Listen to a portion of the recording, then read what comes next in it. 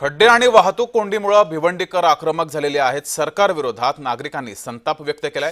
सरकार विरोधात रस्त्यावर उतरून भिवंडीकरांनी निदर्शनं सुद्धा केली आहेत। रस्त्यावर मोठमोठे खड्डे आहेत, त्यामुळे वाहन चालकांना प्रचंड त्रास होतोय। तसंच गणेशोत्सव सुद्धा तोंडावरती आलेला आहे, तरी सुद्धा भिवंडीतील खड्डे हे अद्यापही बुजवले नाहीत। त्यामुळे भिवंडीकर आक्रमक झाले आणि रस्त्यावर उतरून सरकारचा निषेध केलाय। जी 12 वाजता शाळा सुटणारी असते ते विद्यार्थी घरी जाताना त्यांना फक्त 2 किलोमीटर अंतर कापण्याकरिता संध्याकाळचे 5 वाजता 3-3, 4-4 तास त्यांना ट्रॅफिक मध्ये काढावे लागत आहेत। आमचे स्थानिक टेम्पो चालक असतील, आमचे वाहनधारक असतील, यांनी धंदा कसा करायचा? ही ट्रॅफिक पोलिसांची नाकर्तेपणाचं एक लक्षण आहे। या मोठ्या गाड्यांमुळे आम्हाला भिवंडीकरांना त्रास होत आहे। आमची प्रामुख्याने या आंदोलनाच्या माध्यमातून एवढीच मागणी आहे, जर आपण वाहतूक पोलीस हे सक्षम नसतील वाहतूक कोंडी सोडवण्याकरता, संपूर्ण पोलिसांची बदली तातडीने करावी अशी सन्माननीय वाहतूक आयुक्तांना आमची मागणी असेल।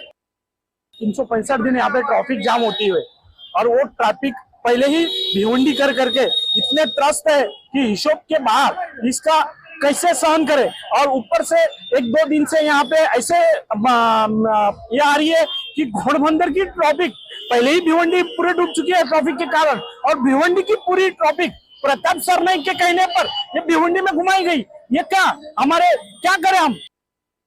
आम्हाला ह्या 40 मिनिटाच्या रस्त्यासाठी रोज 2.5 ते 3 तास प्रवास करावा लागतो। आम्ही सरकारी कर्मचारी आहोत, आम्हाला आमच्या कॉलेजमध्ये जाऊन पंचिंग करावं लागतं। आम्हाला तिथे जाऊन क्लिअरिफाय करायला लागतं की आम्ही एवढ्या लेट का आलो आहोत। आम्ही टॅक्स पेअर आहोत, आम्ही टॅक्स पे करतो। आम्ही ही समस्या रोजची आहे, एक दिवसाची असती तर आम्ही मान्य केली असती। रोज हा त्रास आम्ही का सहन करायचा? आम्हाला प्रशासनाला जाब विचारायचा आहे। रोड चांगले झालेले आहेत, आधी रोड चांगले नव्हते, आता रोड चांगले झालेले आहेत, पण तरीही रोज हा त्रास का? कालच मला वाटतं परिवहन मंत्री प्रताप सरनाईक यांनी ठाण्यामध्ये मीटिंग घेऊन सांगितलं की याच्या पुढे ज्या गाड्या आहेत, व्हेकल मोठ्या अवजड वाहनं, ती सर्व भिवंडीतून जाणार। मग मला एक प्रश्न विचारायचा आहे त्यांना, भिवंडीमध्ये लोक आम्ही काय जनावर आहोत? आम्ही माणसं नाही आहोत का?